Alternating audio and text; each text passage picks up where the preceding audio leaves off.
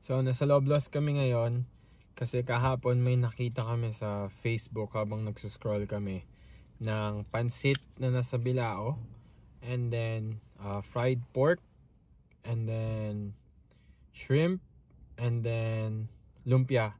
So nag-crave kami. So yun yung video na gagawin namin today. From grocery sa paggawa ng pansit, lumpia at saka ng liempo. Hindi naman siya liempo pero baboy na prito.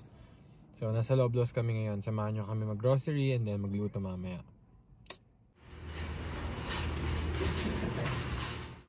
Hindi yan gugulong pa baba, nakastop. Hindi mo yun may tutulak. So, kailangan mong maghintay.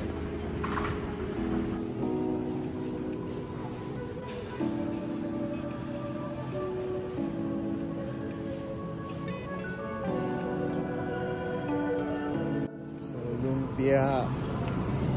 lumpia wrapper, noodles para sa pansit. We all have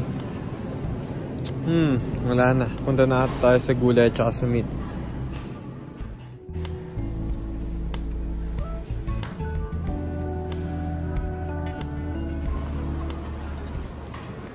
Guys, lipat kami ng grocery, medyo mahal. Anong medyo? Ay, mahal. Parang times 2 times 3 price. Siyempre, kailangan wise na. Bumalik na kami sa sasakyan. Mabilis na kami ng grocery kasi nakita namin yung mga price. Mahal. Times 3 or times 2 yung price. Kunyari yung gulay, yung carrots, parang $2.50. Mabibili mo lang yun sa Freshco ng $1 something. Tapos yung noodles para sa pansit sa ibang groceries, $2, dito $4 something. So, you know, kaya naman bumili pero you need to be wise sa paggastos ng mga bagay-bagay, lalo na pag nasa ibang bansa ka. Hindi yung porket may pera ka, bibili ka na lang, di ba? Wise lang, smart lang. Guys, welcome sa Nations. Hindi ka, titingnan namin kung mabibili namin lahat dito. Kung di na namin kailangan pumunta pa ng Freshco. So, let's see. Ano? Onions, carrots, look, $1.29.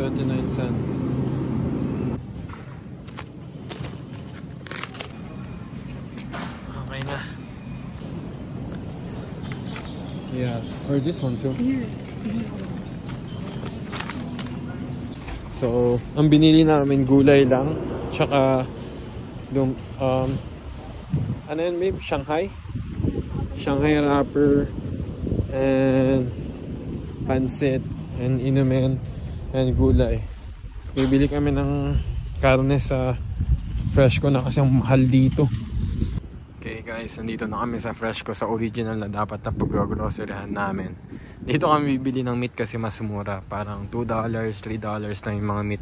Unlike dun sa Chinese store, $10, $8 para makatipid. So guys, makikita nyo yung price nito, $10 pa 11 na, and this one is $5.41 pa $6 na. Pero ang binayaran lang namin is $6.42. Bakit? Kasi yung girlfriend ko may points siya lagi sa Freshco, and naka-discount kami ng $10. Kaya gusto namin sa Freshco kasi you can earn points and magagamit niya siya for grocery.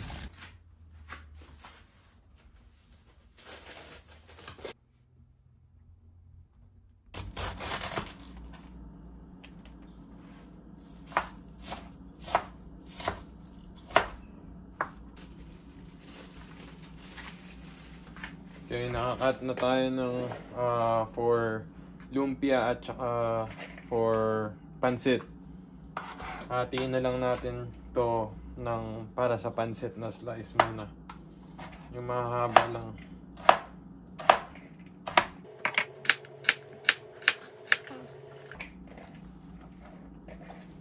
Cut na maninipis.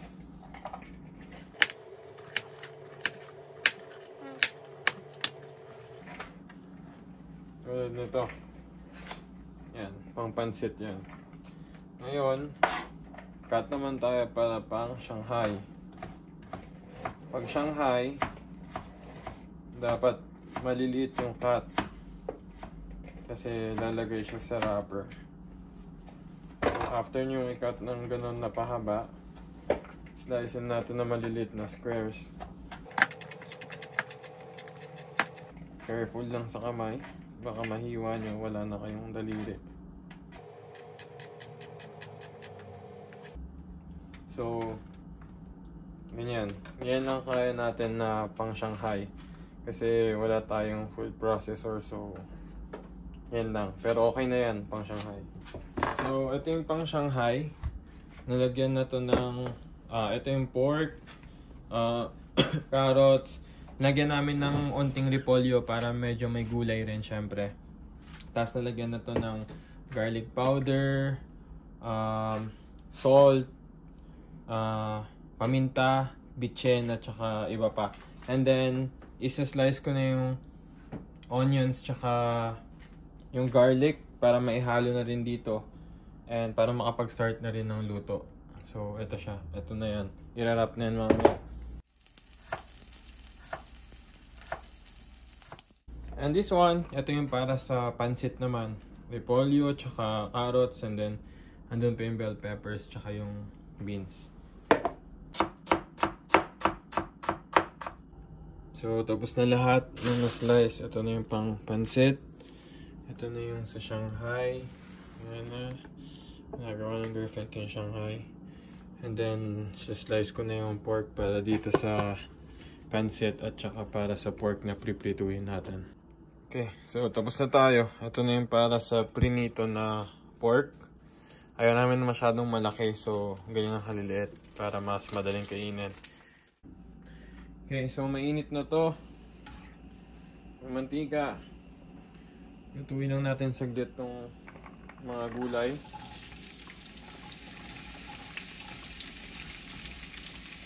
Ayan. Huwag na yung cabbage, yung carrot, saka ano lang. Yung beans. Okay. Ito naman na ano.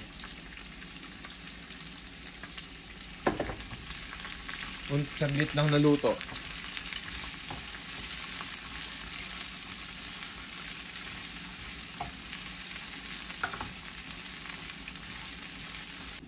So, okay na yung sibuyas at saka yung bawang. Next. Halo na natin yung baboy.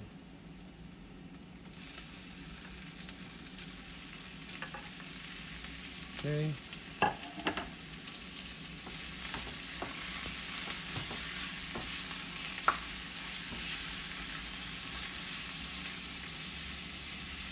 Hintayin lang natin na maluto na konti, na mag-brown yung karne. After that, titimplahan na natin. Malagyan na natin ng oyster sauce, soy sauce, at saka iba pang mga seasonings. Lagyan na natin ng soy sauce. Brown na yung, nakikita nyo, brown yung karne. Lagyan na natin ng soy sauce.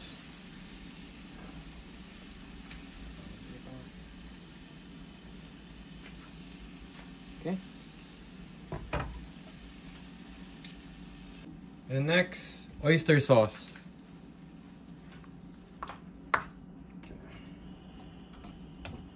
Gawin lang natin. Then, after, lagyan na natin ng tubig to. So, dalagdagan natin ng tubig pa. Okay, okay na to. Hintayin lang natin kumulo and then lalagay na natin yung bihon. Ngayon, nalagay na natin yung bihon. Ngayon, maglalagay tayo ng pansit. Pansit canton. Para may mga, ano tayo dyan. May laking-laking tibla ng buho. Mahirap siyang balik-balik.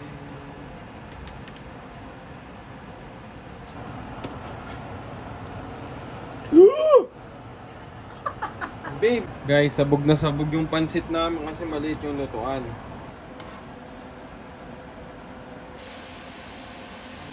Ito, from ililipat namin dito kasi hindi kasha. Kasi meron pang bell pepper tsaka yung mga carrots at tsaka yung beans. So, lilipat namin. Linuluto ko lang din, lilipat namin and then all goods na. So, pa rin. Kita nyo, umaapaw pa rin, no? Nalipat na yan, ha? Oh, no! Puno nga. Sabi sa inyo, eh. Guys, 1 week na pagkain na namin to.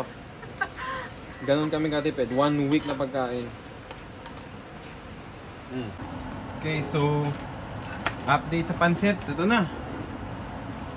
Pang isang barangay na to. Hindi naman. Pang isang, parang 2 pamilya na to na serving. So, na namin to, pagkain na namin to for 1 week. Baon, lunch.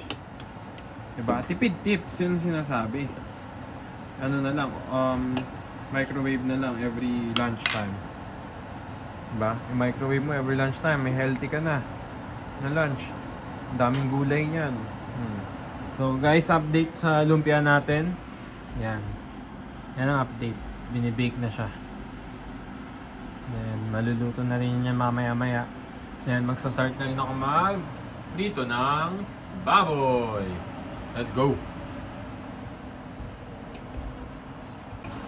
So, tapos na yung pansit. Ito na yung natin, prinitong baboy. Sinagyan ko lang yan ng salt, pepper, at saka, yun? Yung isa? Bitchen. Yun ang secret natin, yung bitchen.